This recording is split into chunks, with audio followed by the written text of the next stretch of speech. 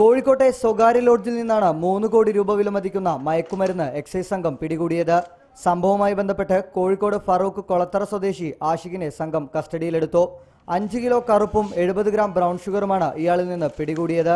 കോഴിക്കോട് നടന്ന ഏറ്റവും വലിയ മയക്കുമരുന്ന് വേട്ടയാണിതെന്ന് എക്സൈസ് ഓഫീസർ പറഞ്ഞു. യഥാർത്ഥത്തിൽ ഇയാളുടെ വീട് ഫറോക്ക് ആണെങ്കിലും ഇയാൾ ആ വീടുമായി ബന്ധപ്പെട്ടിട്ടുള്ള സ്ഥലങ്ങളിൽ ഇത് വിൽപ്പന നടത്തുന്നില്ല. ഇയാൾക്ക് അതിനു വേണ്ടി സബ് ഏജന്റുമാരുണ്ട്.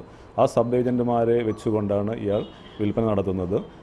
പ്രധാനമായിട്ടും കോഴിക്കോട് ടൗണിലും അതോടൊപ്പം തന്നെ പ്രാന്തപ്രദേശങ്ങളിലുമുള്ള സബ് ഏജന്റുമാരാണ്. ഈ സബ് ഏജന്റുമാരാണ് പല ആളുകൾക്ക്, ഈവൻ വിദ്യാർത്ഥികൾക്ക് പോലും ഇത് എത്തിച്ചു നൽകുന്നുണ്ട് എന്നാണ് നമുക്ക് മനസ്സിലാക്കാൻ സാധിക്കുന്നത്. മദ്യത്തിന്റെ ലഭ്യത കുറഞ്ഞതോടെ ജില്ലയിൽ മയക്കുമരുന്നിന്റെ ഉപയോഗം വർദ്ധിക്കുന്നുവെന്ന് മനസ്സിലാക്കിയ എക്സൈസ് സംഘം പ്രത്യേക സ്ക്വാഡ് രൂപീകരിച്ചിരുന്നു. തുടർന്ന് ഇവർ നടത്തിയ അന്വേഷണത്തിലാണ് ആഷിഖിന്റെ നേതൃത്വത്തിൽ ഏജന്റുമാർ മുഖേന നഗരത്തിന്റെ വിവിധ ഭാഗങ്ങളിൽ മയക്കുമരുന്ന് വിൽക്കുന്നുണ്ടെന്ന് കണ്ടെത്തിയത്. ഇതിന്റെ അടിസ്ഥാനത്തിൽ ലോഡ്ജിൽ സംഘം നടത്തിയ പരിശോധനയിലാണ് ഇയാളെ പിടികൂടിയത്.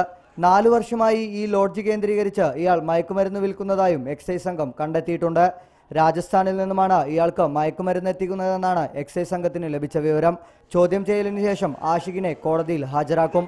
റിപ്പോർട്ടർ, കോഴിക്കോട്.